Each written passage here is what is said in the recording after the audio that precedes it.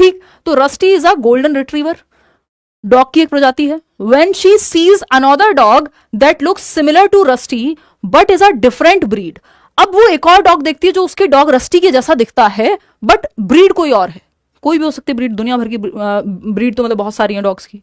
She calls it a dog too, अब जब वो देखती है कि थोड़ा सा डिफरेंट दिखता है बट रस्टी के जैसा दिखता है तो वो कहती है हाँ ये भी एक डॉग है, ये भी एक डॉग है।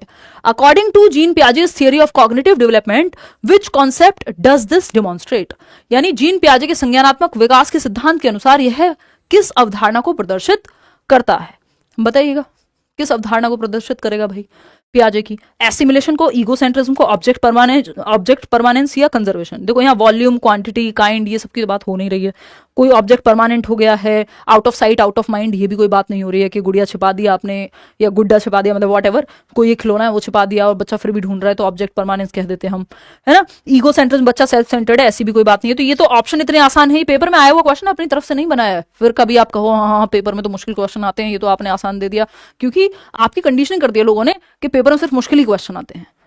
और अगर आप लैंग्वेज पढ़ के नहीं समझेंगे तो आसान क्वेश्चन को भी गलत कर देंगे, क्योंकि आपको लगेगा पेपर में तो आता ही नहीं, जब पेपर में आएगा भी तब भी आप कहोगे नहीं नहीं ये कैसे, हम तो मुश्किल जवाब लगाएंगे। ठीक, तो समायोजन यहां पे सही आंसर है। अगर यहां एकोमोडेशन भी, समायोजन ये या तो फिर इन्होंने हिंदी में गड़बड़ की है ना, क्योंकि हाँ सही है समायोजन, वो आत्मसातीकरण होना चाहिए था यार हिंदी में, आत्मसातीकरण मैं लिख देती हूँ, क्योंकि एसिमुलेशन का जो है हिंदी मतलब यही होता है, समायोजन एकोमोडेशन को कहते हैं।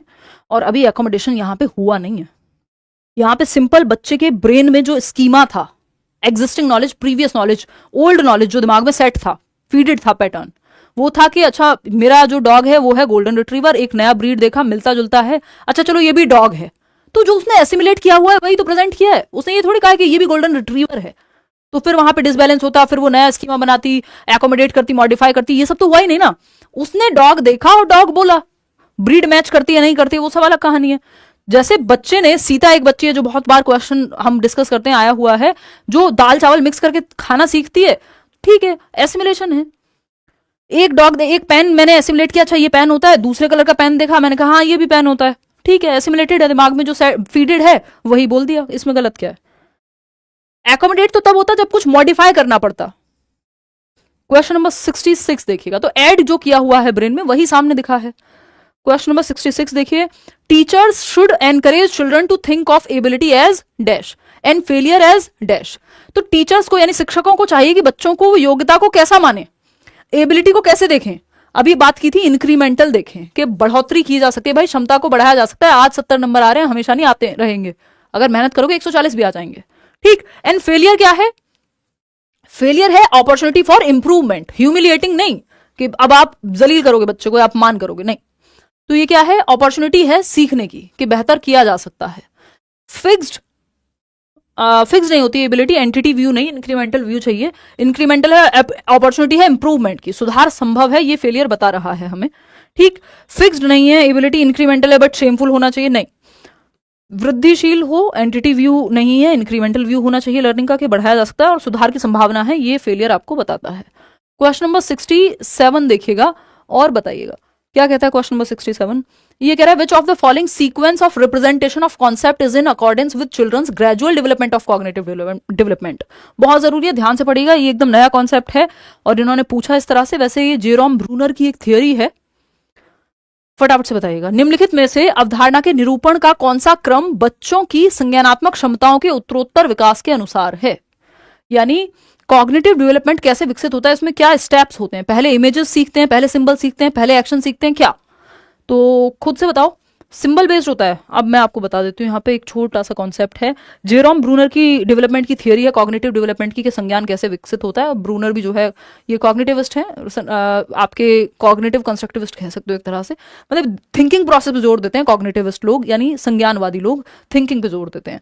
तो जेरोम ब्रूनर की जब हम बात कर रहे हैं, जो स्कैफोल्डिंग का कॉन्सेप्ट है ये इन्होंने ही दिया था, वाइगॉस्की अपनी थियोरी में यूज करते हैं, जेरोम ब्रूनर, ठीक। इन्होंने 3 टाइप बताए हैं लर्निंग के, जो इस क्वेश्चन में डायरेक्ट नाम नहीं आया है बट थियरी नहीं की है ये, कि बच्चा पहले क्या सीखता है, एक्शन बेस्ड, यानी पहले एक्टिविटी करता है।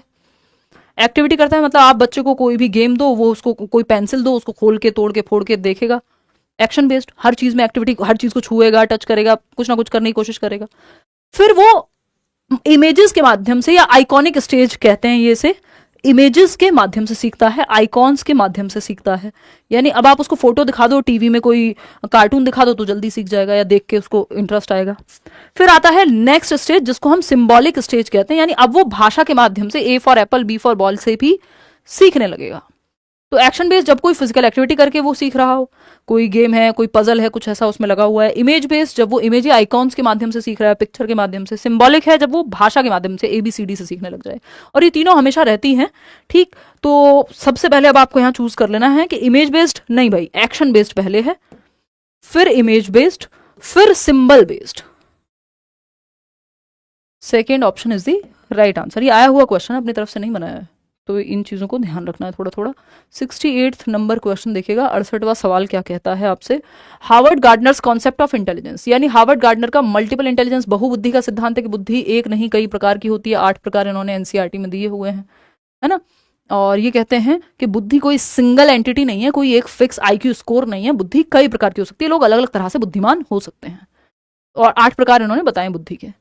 ओनली अबाउट प्रैक्टिकल लर्निंग नहीं है, तो कह रहे हैं कई प्रकार की हो सकती है। नेचुरलिस्टिक भी इंटेलिजेंस, प्राकृतिक बुद्धि भी हो सकती है, किसी में भाषिक बुद्धि हो सकती है, कोई भाषा में अच्छा होगा, कोई नंबर्स में अच्छा होगा तो उसके अंदर लॉजिको मैथमेटिको होगी, है ना। इंटरपर्सनल, लोगों को समझने में अच्छे हो तो इंटरपर्सनल होगी, ठीक है, बात सही है। Everyone processes and understand the world in the same way, नहीं सब सेम वे में ही देख रहे हैं दुनिया को, तो फिर अलग अलग प्रकार तो बचा ही नहीं बुद्धि का कहीं। Human beings differ in their abilities in different domains, ये बात एकदम सही है। हो सकता है एक व्यक्ति मैथ्स में उतना अच्छा ना हो बट लैंग्वेज में अच्छा हो, लैंग्वेज में ना हो उतना अच्छा म्यूजिक में अच्छा हो, स्पोर्ट्स में हो। Intelligence has only one dimension, नहीं, तो अलग अलग आयामों में लोगों की अलग अलग योग्यताएं होती हैं, लोग अलग अलग प्रकार से बुद्धिमान हो सकते हैं। Third option. क्वेश्चन नंबर 69 देखिएगा और बताइएगा क्या कहना चाहता है कवि। क्वेश्चन नंबर 69 है, स्टेटमेंट है, classroom pedagogy should be culturally responsive to meet the needs of students from diverse cultural backgrounds. भाई क्लासरूम पेडागोजी जो है आप हर एक बच्चे को सिखाइए, कल्चरली रिस्पॉन्सिव होनी चाहिए, हर एक बच्चे की भाषा का सम्मान करे, जाति, संप्रदाय, आर्थिक स्थिति, किसी भी चीज को नकारे ना। जो भी बच्चा घर से लेके आता है वो सब महत्वपूर्ण है टीचर के लिए, उसमें कमी नहीं निकालनी है। तो सही है। रीजन क्या है, equity in classroom can be ensured only through standardised curriculum. ये गड़बड़ हो गया, स्टैंडर्डाइज्ड करिकुलम को हम बहुत अच्छा नहीं मानते, फ्लेक्सिबल चाहिए। स्टैंडर्डाइज्ड सुनने में अच्छा लग रहा है बट इसका मतलब सबके लिए यूनिफॉर्म हो गया, सबके लिए एक मेथड, सबके लिए एक तरीका आकलन का। जब बच्चे अलग अलग हैं तो अलग अलग तरीके, differentiated instruction, different methods of teaching learning, तो ये तो गलत हो जाएगा। तो ए ही सही है, बस A is true but R is false. आगे बढ़ेंगे, क्वेश्चन नंबर 70 देखिएगा, काफी क्लोज हम अपने बड़े सेशन के अंत की तरफ। असर्शन क्या है, teachers should constantly examine their own attitude and biases while working with children. ये बात हम कर चुके हैं कि टीचर्स को भी अपने जो उनके बायसेस हैं, अपने भी तो कुछ पक्षपात हो सकते हैं जो दिमाग में लेकर के वो चल रहे हों, स्टीरियोटाइप्स हैं, उनको भी एनालाइज करते रहना चाहिए। बात सही है, उन पे भी प्रकाश डाल के देखते रहना चाहिए कि मेरे अंदर क्या कमियां, कैसे सुधारूं मैं। The process of problem solving is hindered by functional fixedness. ये बात भी एकदम सही है कि जो समस्या समाधान की प्रक्रिया है वो कार्यात्मक स्थिरता से प्रॉब्लमेटिक बन जाती है। अगर आप किसी भी प्रॉब्लम को सॉल्व करने के लिए एक ही तरीके से फंक्शन करते रहेंगे, मल्टीपल तरीके नहीं सोचेंगे, तो प्रॉब्लम सॉल्व नहीं होंगी, क्योंकि हमेशा सेम तरह की प्रॉब्लम नहीं आएगी, अलग अलग तरह की प्रॉब्लम अलग अलग तरह के सॉल्यूशन डिमांड करेंगी आपसे। तो ये बात भी सही है, लेकिन ये बात यहां जो बात हो रही है और यहां जो बात हो रही है, तो अलग अलग बातें हो रही हैं, है ना। तो ए और आर दोनों सही है बट एक्सप्लेनेशन नहीं है ये करेक्ट। तो third option is the right answer. आगे बढ़ेंगे क्वेश्चन नंबर 71 पे।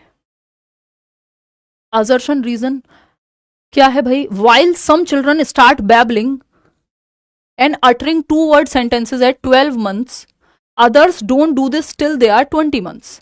यानी बैबलिंग होता है 6 महीने में शुरू हो जाती है, जिसमें बच्चा सिंगल सिलेबल बा, मा, इस तरह के शब्द सिंगल सिलेबल बोलना शुरू कर देगा। And uttering 2 word sentences at 12 months, कुछ बच्चे हो सकते हैं जो एक साल में 2 word के सेंटेंस बोलना शुरू कर दें, हालांकि 2 साल तक होती है ये स्टेज, लेकिन पहले आ गया। एक बच्चा है जो 20 महीने तक भी नहीं बोल रहा। अब development milestones are only suggestive and development of individual children can be quite varied. यानी डेवलपमेंटल माइलस्टोन्स क्या होते हैं, समाज की आपसे आकांक्षाएं हैं कि इस उम्र तक तो ये काम आप कर ही लेंगे, इतने साल के हो गए अब तो शादी कर ही लेनी चाहिए, नौकरी लग ही जानी चाहिए, है ना। या फिर अब बच्चा इतना बड़ा हो गया खुद से पानी लेकर के पी लेगा, ये शब्द तो बोलने लगेगा, अभी तक बोल क्यों नहीं रहा है।